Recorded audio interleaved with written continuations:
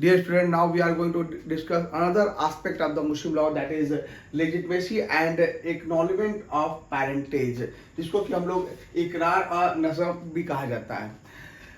If you see the under the Muslim law, there is a very important aspect of the legitimacy of the child. As we know very well that as far as the maternity is concerned, it will remain certain. बच्चे की माँ कौन होगी इस बारे में कभी भी कोई डाउट नहीं रहा है, क्योंकि जो भी व्यक्ति जो भी माँ बच्चे को जन्म देगी वो माँ होगी. जिसके कोख में बच्चा पला है या बाहर कोख से बाहर आया वो बच्चे की माँ, ये हमेशा सर्टेन रहता है. As far the paternity is concern, क्योंकि पितृत्व समाज रहा है हमारा, पुरुष प्रधान समाज शुरू से ही रहा है, चाहे हिंदू समाज हो चाहे मुस्लिम समाज हो. अतः बच्चे की जो जो पेरेंटेज होता है that is very material fact, क्योंकि हर एक पर्सनल लॉ में बच्चा जो है अपने माँ बाप की प्रॉपर्टी में या अन्य सारे कार्यों में पेरेंट से ही वो सारी चीज़ों को इनहेरिट करता है. इसीलिए बच्चे का पिता कौन होगा ये बहुत ही महत्वपूर्ण है. अतः जो है पर्सनल लॉ जो है वो पेरेंटिंग के संबंध में डिफरेंट टाइप के लॉज बनाता है. तो उसी लॉज का हम लोग अध्ययन करेंगे कब और किस परिस्थितियों में एक बच्चा जो है, एक मुस्लिम बच्चा जो है वो अपने माता पिता की वैलिड संतान माना जाएगा और कब वो वैलिड संतान नहीं माना जाएगा. तो जहाँ तक अगर आप लेजिटिमेसी की बात करें तो अगर जैसे कि हर एक पर्सनल लॉ में कहा गया है कि जो अगर माता पिता के बीच में मैरिज वैलिड है तो उस वैलिड मैरिज में जो सबसे बड़ा राइट्स मिलता है कि दोनों आपस में साथ में रहकर कोहैबिटेशन करते हैं और सेक्सुअल इंटरकोर्स करते हैं वैलिड मैरिज के कपल्स जो हैं, और उस सेक्सुअल इंटरकोर्स से जो बच्चे पैदा होते हैं वो अपने माँ बाप की वैलिड संतान माने जाते हैं. बच्चा माँ बाप की प्रॉपर्टी में हिस्सा प्राप्त करता है और माँ पिता जो है वो बच्चे की प्रॉपर्टी में अगर कोई है तो हिस्सा प्राप्त करते हैं. ये इसे लेजिटिमेसी ऑफ द चाइल्ड कहा जाता है. यानी कि अगर वैलिड मैरिज की संतान है तो बच्चा जो है वो वैलिड मैरिज से अगर बच्चा पैदा हुआ है तो बच्चा जो है वो एलिजिटिमेट माना जाता है. मुस्लिम लॉ में एक और मैरिज होता है जिसको we have already discuss in earlier video, that there is irregular marriage. और इरेगुलर मैरिज में वैलिड मैरिज के सारे आवश्यक तत्व होते हैं, कुछ इरेगुलरिटी दूर होती है तो मैरिज जो है वैलिड मैरिज बन जाते हैं. और मुस्लिम लॉ जो है इरेगुलर मैरिज को भी वैलिड मैरिज के समकक्ष ही मानता है. अतः इरेगुलर मैरिज की भी संतान है तो बच्चा जो है वो वैलिड होगा. जहाँ तक इलिजिटमेट चाइल्ड का सवाल है तो दो प्रकार के चाइल्ड इलिजिटमेट चाइल्ड कहलाते हैं. वो होता है अगर वाइड मैरिज की संतान है, यानी कि जो माता पिता की शादी है वो वाइड है, या फिर आउट ऑफ वेडलॉक चाइल्ड जो है ऐसे बच्चे जो वैलिड मैरिज की संतान नहीं है या बच्चे के माँ बाप के बीच में कोई शादी नहीं हुई और बच्चा पैदा हो गया, ऐसे बच्चे को, ऐसे संतान को हम लोग मुस्लिम लॉ में जो है वो जीना कहते हैं. जीना का तात्पर्य होता है कि ऐसी संतान जो है जो कि इलिसिट रिलेशनशिप से पैदा होते हैं, यानी कि ऐसे रिलेशनशिप जो मैरिज की श्रेणी में नहीं आते हैं, ऐसे रिलेशनशिप से अगर कोई बच्चा पैदा होता है तो वो जीना कहलाता है मुस्लिम लॉ में. तो जहाँ तक है अगर बच्चा वैलिड और इरेगुलर मैरिज की संतान है तो वो इलिजिटमेट चाइल्ड कहा जाएगा. अगर बच्चा वॉइड और आउट ऑफ वेडलॉक की संतान है तो उसे जीना कहेंगे और वो बच्चा इलिजिटमेट बच्चा मुस्लिम लॉ के अंतर्गत माना जाएगा. जहाँ तक मुस्लिम लॉ में मैटरनिटी एंड पैटर्निटी के डिटर्मिनेशन का सवाल है कि कैसे मैटरनिटी स्टेब्लिश की जाती है. As per the maternity establishment of maternity is concern there is no any doubt. बच्चे की माँ जो है वो बच्चे जो माँ बच्चे को जन्म देगी वो माँ है, यानी कि मैटरनिटी हमेशा स्टेब्लिश होता है. पैटर्निटी को स्टेब्लिश करने के दो तरीके होते हैं मुस्लिम लॉ के अंतर्गत. पहला तरीका है बाय मैरिज और दूसरा तरीका है बाय एक्नॉलेजमेंट. बाय एक्नॉलेजमेंट को हम लोग बाद में चर्चा करेंगे, पहले हम देखेंगे बाय मैरिज कैसे पैटर्निटी स्टेब्लिश की जाती है. तो मुस्लिम लॉ में पैटर्निटी स्टेब्लिश करने के जो बाय मैरिज से पैटर्निटी स्टेब्लिश करने के दो तरीके होते हैं. जो मैरिज होता है तो यहाँ पर कुछ स्पेशल रूल मुस्लिम लॉ के अंतर्गत बनाए गए हैं जिसको कि हम लोग समझने का प्रयास करेंगे.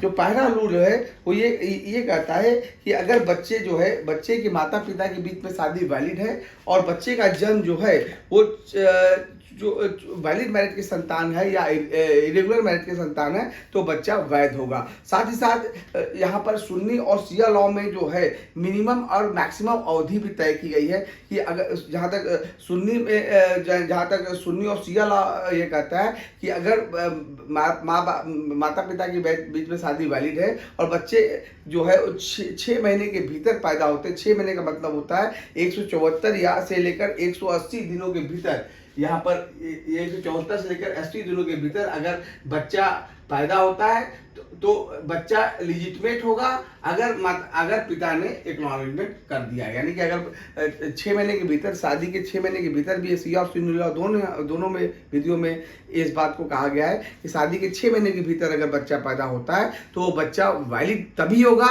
जब उसका पिता जो है वो एक्नॉलेजमेंट कर दे। एक्नॉलेजमेंट क्या होता है, we will discuss in later on in this caption. जहाँ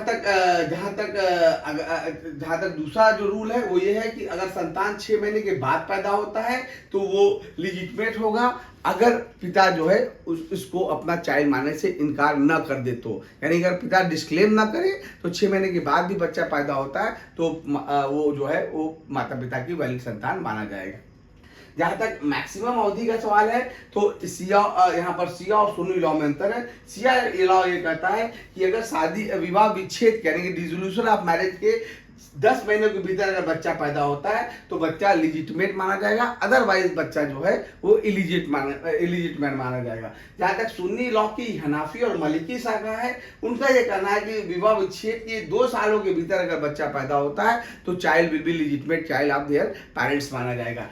जहाँ तक कि सफई और हनबली की शाखा है वो इस अवधि को 4 साल मानती है। यानी कि विवाह विच्छेद के 4 साल के भीतर भी अगर बच्चा पैदा होता है तो वो बच्चा जो है वो वैलिड संतान अपने माता पिता की माना जाएगा। तो यहाँ पर मुस्लिम लॉ में कुछ पर्सनल लॉ में कोई अलग अलग नियम कानून बनाए गए हैं जहाँ तक मैरिज के संबंध में चाइल्ड मैरिज के द्वारा चाइल्ड के पैटर्निटी को डिटर्मिनेशन के संबंध में बात है। तो यहाँ पर एक चीज और भी आवश्यक है ये जानना कि यहाँ पर जो है एक इंडियन एविडेंस एक्ट है, उसकी धारा 112 ये कहती है कि प्रिजम्पशन ऑफ लेजिटिमेसी की बात करती है। यानी कब एक बच्चा अपने पिता की वैलिड संतान, माता पिता की वैलिड संतान माना जाएगा। उस संबंध में नियम ये है कि अगर सेक्शन 112 ये कहती है कि अगर माता पिता के बीच में मैरिज वैलिड है और बच्चा पैदा होगा तो वो लिजिटमेट चाइल्ड माना जाएगा। ये तो बात लगभग पर्सनल लॉ में भी और इंडियन एविडेंस एक्ट में भी क्लियर कर दिया गया। इसमें कभी कोई डाउट नहीं रहा है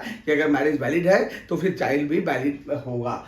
जहां तक अगर वैलिड मैरिज हुआ है और या तो मैरिज डिसॉल्व हुआ है तो ऐसी स्थिति में यानी कि मैरिज का अगर डिसोल्यूशन होता है और मैरिज के डिसोल्यूशन के 280 दिनों के भीतर अगर बच्चा पैदा होता है तो ऐसी स्थिति में यानी मैरिज के दौरान या विवाह विच्छेद के 280 दिनों के भीतर अगर बच्चा पैदा होता है तो ऐसी स्थिति में बच्चे की लिजिटिमेसी जो है वो वही बच्चा उसी माँ बाप का बच्चा माना जाएगा जिसके साथ जो है वो आपस में शादी हुआ है। तो ऐसी स्थिति में 280 दिनों के भीतर जो है वो लिजिटिमेसी बच्चे को प्रदान की जाएगी। तो ये तो इंडियन एविडेंस एक्ट है। जबकि मुस्लिम पर्सनल लॉ जो है इसमें थोड़ा सा वैलिड करता है। एक केस आया था जिसमें ये कहा गया था कि जहां तक if there is any conflict AG Ramachandran का केस था और सब मोहम्मद वर्सेस मोहम्मद इस्माइल खान, इस दोनों केस में इस बात को स्पष्ट कर दिया गया था if there is any conflict between the Muslim personal law, यानी इस लॉ में और इस लॉ में अगर अंतर हुआ तो ये वाला section 112 of Indian evidence act shall always prevail, क्योंकि ये कॉमन लॉ है जो साक्ष्य विधि में साक्ष्य के संबंध में नियम कानून बनाती है, जबकि ये पर्सनल लॉ है अतः साक्ष्य विधि के में जो साक्ष्य का नियम है वो प्रिवेल करेगा, पर्सनल लॉ प्रिवेल नहीं करेगा। यानी कि अगर इस लॉ में और इस लॉ में डिफरेंस होगा तो जो है ये लॉ जो है वो प्रिवेल करेगा। जहां तक हम एक्नॉलेजमेंट की बात करें तो जहां तक अभी हम लोग पहले देख चुके थे कि डिटर्मिनेशन ऑफ पैटर्निटी है वो 2 तरीके से एस्टेब्लिश किया सकती है। बाय मैरिज, जो बाय मैरिज का ये कॉन्सेप्ट हम लोगों ने समझा है। अब आप देखेंगे जो कि by acknowledgement, what is meaning of the acknowledgement. Acknowledgement का मतलब इसको हम समझने का प्रयास करेंगे, क्योंकि मुस्लिम विधि में अगर आप देखेंगे तो dear student, there is no any valid adoption under the Muslim law। एक मुस्लिम लॉ ये कहता है कभी कि भी दूसरे के खून को अपना खून नहीं कहा जाता है। अतः मुस्लिम लॉ में एडॉप्शन परमिटेड नहीं है, यानी एडॉप्शन नहीं हो सकता है मुस्लिम पर्सनल लॉ के अंतर्गत। जहाँ तक एक चीज़ जो उसी के समकक्ष मानी गई है, उसी से रिलेटेड जनरली मानी जाती है, हालांकि है नहीं, वो है एक्नॉलेजमेंट। एक्नॉलेजमेंट का मतलब होता है, कभी कभी मुस्लिम लॉ में ऐसा होता है कि बच्चे के माता पिता के बीच में या तो शादी की डेट के संबंध में कंफ्यूजन है, या फिर शादी कब हुई है और कहाँ पर हुई है, और इस तरह से कोई अगर डाउट है, यानी माता पिता की शादी को लेकर डाउट है और इस दौरान अगर बच्चा पैदा होता है, तो ऐसी स्थिति में बच्चे के पिता के पास ये राइट्स दिया गया है मुस्लिम पर्सनल लॉ के तहत कि वो आगे बढ़कर ऐसे बच्चे जिसके जो कि समाज के सामने उसके पैटर्निटी के बारे में भी प्रश्न लगा हुआ है, उस बच्चे को आगे बढ़कर अपना नाम दे और उसे एक्नॉलेज कर ले। जैसे ही वो व्यक्ति एक्नॉलेज करता है, वैसे ही वो बच्चा जो है वो अपने पिता की वालिद संतान माना जाता है। इसी को ही हम लोग एक्नॉलेजमेंट करते हैं। इस केस में इसमें एक महत्वपूर्ण केस था हबीबुर रहमान चौधरी वर्सेस अल्ताफ अली चौधरी, इस केस में जो कोर्ट में जो है एक मुस्लिम वैलिड एक्नॉलेजमेंट के एसेंशियल कंडीशन को बताया था। और इस एसेंशियल कंडीशन में एक कंडीशन थी कि जो एक्नॉलेजर है, जो यानी जो वो पिता जो बच्चे को एक्नॉलेज करने जा रहा है, और वो बच्चा जो एक्नॉलेज किया जाता है, यानी एक्नॉलेजर और एक्नॉलेज के बीच में लगभग 12.5 साल का अंतर होना चाहिए। इस केस में इस बात को निर्धारित किया गया था। दूसरा ये कहा गया था, एक दूसरा केस था सादिक हुसैन वर्सेस हाशिम अली, 1911 केस था। इस केस में सुप्रीम कोर्ट ने एक्नॉलेजमेंट और इलिजिटमेसी को उन्होंने दोनों के अंतर को स्पष्ट किया था। उन्होंने कहा था कि उसी बच्चे का एक्नॉलेजमेंट हो सकता है जो वैलिड माता पिता की संतान हो, यानी कि जो जिसके बीच में माता पिता की शादी के संबंध में डाउट है, अनसर्टेनिटी है। ऐसे स्थिति में बच्चे का पिता जो है वो आगे बढ़कर अपने ही बच्चे को एक्नॉलेज करता है, जबकि जब तक जहाँ तक इलिजिटमेसी का सवाल है, बच्चे किसी भी इलिजिटमेट बच्चे को एक्नॉलेज नहीं किया जा सकता है। यानी कि अगर बच्चा जो है वाइड मैरिज की संतान है, यानी ऐसे मैरिज की संतान है जिसके बीच में माता पिता की शादी हो ही नहीं सकती है, यानी मान लीजिए कि बार ऑफ कंसुनिटी में आता है, यानी कि ब्लड रिलेशनशिप में दोनों पति पत्नी आते हैं, या फॉस्टेड रिलेशनशिप में आ रहे बच्चे और माँ के बीच में दूध का संबंध है, या फिर जो है वो बार ऑफ एफिनिटी में आ रहा है, यानी मैरिज के बाद अगर पति पत्नी के बीच विवाह नहीं हो सकता है, तो ऐसे स्थिति में जो है वो मैरिज जो है वो वाइड मैरिज हो जाएगा। या फिर ऐसे मैरिज जो है जो कि मैरिज के श्रेणी में आते नहीं है, अगर बच्चे पैदा होते हैं, यानी कि वाइड मैरिज और आउट ऑफ वेडलॉक चाइल्ड जो है वो यानी जीना से उत्पन्न संतान है, या फिर वाइड मैरिज से उत्पन्न संतानें हैं, तो ये सारे संतानें जो है वो इलिजिटमेट चाइल्ड माने जाते हैं, और इलिजिटमेट चाइल्ड को जो है एक्नॉलेज नहीं किया जा सकता है। याद रखिएगा डियर स्टूडेंट, उसी बच्चे को एक्नॉलेज किया जाता है जब माता पिता के बीच में मैरिज वैलिड हो और वैलिड मैरिज की संतान हो, उसी बच्चे को एक्नॉलेज किया जाता है। यहाँ पर अंतर सिर्फ ये है कि माता पिता, कभी कभी मुस्लिम लॉ में जो है वो जो काफ़ी पर्दा सिस्टम है, कभी कभी बच्चे की माँ और बच्चे के पिता जो है वो समाज के सामने किसी कारणों से वो नहीं आना चाहते हैं, और उनके बीच में जो शादी है वो समाज नहीं जानता है। ऐसी स्थिति में ये राइट्स जो है मुस्लिम हस्बैंड को दिया गया है कि वो आगे बढ़कर जो है अपने बच्चे को जो है वो अपना अडॉप्ट कर सके, अपने बच्चे को एक्नॉलेज कर सके। यानी अगर ऐसे देखे कि यदि कोई पुरुष किसी ऐसे बच्चे का जो अपने बारे में कुछ न बता सके, ध्यान सुनिएगा student, it is very important, कि यदि कोई पुरुष अपने ऐसे बच्चे को जो अपने बारे में कुछ न बता सके, पिता होना यह कहते हुए कि यह मेरा पुत्र है अभी स्वीकार करे और पचकारो, यानी पुरुष और उस बच्चे की आयु ऐसी हो जिसमें एक को दूसरे का पिता माना जा सके और बच्चे का पिता किसी दूसरे को न समझा जाता हो, और स्वयं बच्चा अभिस्वीकृति को सही माने, तो अभिस्वीकृति करने वाले में उसका पितृत्व स्थापित हो जाता है, क्योंकि पितृत्व का मामला ऐसा है जो केवल अभिस्वीकृति करता को ही प्रभावित करता है, किसी अन्य व्यक्ति को प्रभावित नहीं करता है। तो जहाँ तक एक्नॉलेजमेंट की बात करें, तो एक्नॉलेजमेंट में कुछ एसेंशियल कंडीशन जो है वो हबीबुर रहमान के केस में कोर्ट के द्वारा बताए गए हैं। पहला जो इम्पोर्टेंट एस्पेक्ट है वो ये है कि साफ साफ कहा गया है।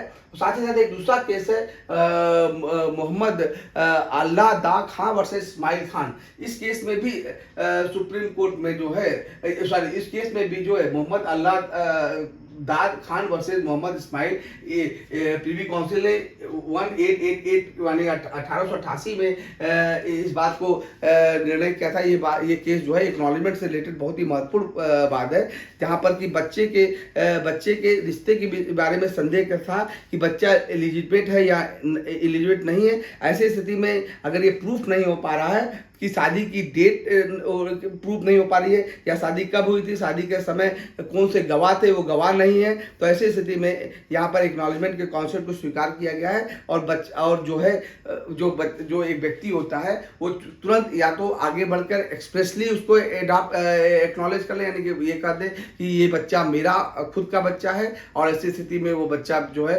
एक्नॉलेजमेंट के तहत उसी पिता का माना जाएगा। और दूसरा या तो इम्प्लाइड यानी इम्प्लाइड रूप से वो अपने कंडक्ट के द्वारा ये साबित कर सकता है कि वो बच्चे को ऐसा ट्रीट कर रहा है जैसे कि वो उसका पिता है। तो ऐसी स्थिति में वो जो है यानी शब्दों के माध्यम से, आचरण के माध्यम से ऐसा लगता है कि वो उसके बच्चे का पिता है, तो ऐसी स्थिति में उसको एक्नॉलेजमेंट ऐसा पिता कर सकता है। जहाँ तक पिता और बेटी के बीच में रिलेशनशिप है, इस केस में बताया जा चुका है कि 12.5 साल का अंतर होना चाहिए एक्नॉलेजर और एक्नॉलेजमेंट के बीच में, एक्नॉलेज के बीच में। जो यानी कि और जिस बच्चे को अडॉप्ट किया जा रहा है वो जो है वो इलिजिबेट चाइल्ड नहीं होना चाहिए, यानी कि अपने ही बच्चे को अडॉप्ट किया जाना चाहिए।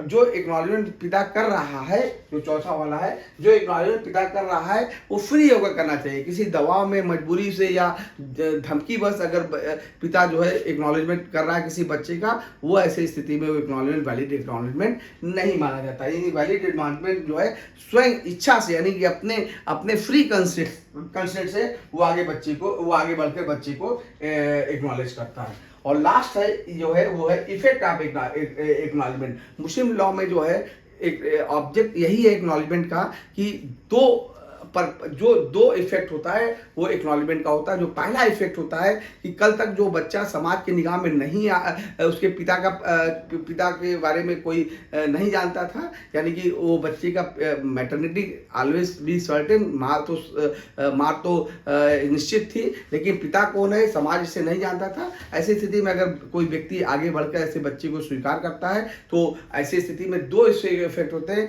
बच्चे को माँ बाप की प्रॉपर्टी में, बच्चे को अपने पिता की प्रॉपर्टी में हिस्सा यानी पिता मिल जाता है, पिता की प्रॉपर्टी में हिस्सा मिलता है। साथ ही साथ पिता ने बच्चे को एक्नॉलेज कर उसकी माँ को भी वैलिड पत्नी का दर्जा दे दिया, ऐसा माना जाता है। और उस पत्नी को भी पति की प्रॉपर्टी में वैसे ही राइट मिलता है जैसे ऑन वैलिड मैरिज की संतान में पत्नी को मिलता है। यानी कि पिता जो है एक्नॉलेज करके दो उसके इफेक्ट होते हैं। बच्चे को लिजिटिमेसी प्रदान की जाती है, जबकि दूसरा जो होता है उसकी माँ को जो है वो वैलिड वाइफ का दर्जा दिया जाता है। तो कुल मिला के मुस्लिम लॉ में ये जो कॉन्सेप्ट है जो एक्नॉलेजमेंट का और लेजिटिमेसी का, वो सिर्फ ये इस बात को इस्टेब्लिश करना है कि बच्चे और पिता के बीच में जो है वो संबंध स्थापित किया जा सके।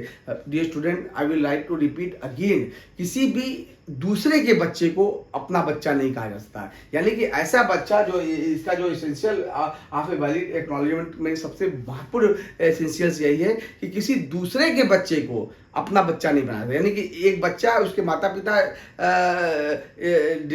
ऑलरेडी डिटरमाइंड है, ऑलरेडी डिसाइडेड है, उस बच्चे को अपना बच्चा नहीं कहा जाता है। उसी बच्चे को अपना बच्चा कहा जाता है जो वाकई में उस बच्चे का पिता है। यानी कि जो व्यक्ति बच्चे को एक्नॉलेज कर रहा है उस बच्चे में और पिता में शुरू से ही वो पिता और पुत्र का संबंध रहा, यानी बच्चा पैदा होते वक्त ही वो उसका पिता था, ये बात तय थी। सिर्फ वो समाज के सामने नहीं आ पा रहा था किसी कारणवश, तो ऐसी स्थिति में वो पिता जो है, यानी पिता को इस बात को आवश्यक रूप से सर्टेन हो जाना चाहिए कि वो उसी का वैलिड संतान है। यानी कि माता पिता के बीच में शादी जो है वैलिड हो तभी बच्चे का एक्नॉलेज हो सकता है। अगर माता पिता के बीच में शादी वैलिड नहीं हो सकती है, यानी शादी वाइड है या जीना का संतान है, ऐसे स्थिति में बच्चे के पिता को ये राइट नहीं मिलता है कि किसी भी बच्चे को वो अपना बच्चा बना ले। ये एडॉप्शन नहीं है जैसे कि हिंदू लॉ में होता है। अगर आप देखें कि व्हाट इज द एक और भी बहुत इंपॉर्टेंट जो एस्पेक्ट हम लोग छोड़ रहे थे वो है मोहम्मद अल्लादाद खान वर्सेस मोहम्मद इस्माइल के केस को अगर आप देखें तो बहुत ही इंटरेस्टिंग केस था। इस केस में हुआ ये था कि अल्लादाद खान के 2 लड़के और 3 लड़कियां थी। अल्लादाद खान का कहना था कि वादी उसका सौतेला लड़का है और वह उस समय पैदा हुआ जबकि माता का विवाह उसके पिता के साथ नहीं हुआ था। अतः वो एकमात्र बड़ा लड़का होने के कारण मृतक की प्रॉपर्टी का 2/7 हिस्सा पाने का अधिकार था। जबकि वादी का कथन था कि अगर वह मृतक का पुत्र होना साबित न भी कर सका तो भी चूंकि मृतक ने कई बार उसे अपना पुत्र स्वीकार किया था और वह भी उत्तराधिकार का हकदार है, साथ ही उसके कई ऐसे पत्र प्रस्तुत किए जिससे मृतक ने उसे अपना पुत्र कहकर संबोधित किया था। इस वाद में जस्टिस महमूद ने स्पष्ट कर दिया था कि जहां तक उत्तराधिकार का संबंध है, जब प्रत्यक्ष साक्ष्य के अभाव में विवाह प्रमाणित करके धर्मज स्थापित नहीं किया सकता है तो मुस्लिम विधि इसका एकमात्र विकल्प कहती है वो है पितृत्व की अभ्यर्था, यानी एक्नॉलेजमेंट करके कोई भी व्यक्ति जो है वो अपने पुत्र को एक्नॉलेज कर सकता है। तो अतः इस वाद में जो है इस केस में जो है आप एक्नॉलेजमेंट के थ्रू जो है बच्चे को जो है वो लिजिटिमेसी प्रदान की गई। तो ये कुल मिला के अगर आप देखें तो लास्ट में हम लोग देखते हैं what is the difference between the adoption and acknowledgement, क्योंकि मैं पहले बता चुका हूँ कि जहाँ तक एडॉप्शन और एक्नॉलेजमेंट का अंतर है। एक बात और भी दोस्तों कि एक बार अगर एक्नॉलेज हो गया तो किसी भी कीमत पर इसे रिवोक नहीं किया जा सकता है, यानी कि एक्नॉलेजमेंट फुल और फाइनल होता है। अतः एक बार अगर एक्नॉलेजमेंट कर लिया गया तो सामान्य नियम ये है कि कुछ 2-3 आपराधिक परिस्थितियों में इसे वापस भी किया जाता है। जैसे अगर बच्चा जो है बच्चा जो है खुद ही एक्नॉलेजर के एक्नॉलेज को जो है वो रिफ्यूज कर देता है, यानी कि बच्चा स्पष्ट से कहता है कि उसे अपने पिता के एक्नॉलेजमेंट को वो नहीं मानता है। ऐसी स्थिति में इसका रिवोकेशन हो जाएगा। या जो है पिता और पुत्र ऐसे के बीच में जहाँ की अवधि है वो 12.5 साल का अंतर होना चाहिए। अगर ये अवधि सिर्फ 5-6 साल का अंतर है या 60-65 साल का अंतर है तो ऐसी स्थिति में यहाँ पर जो है एक्नॉलेजमेंट की अवधारणा समाप्त मानी जाती है।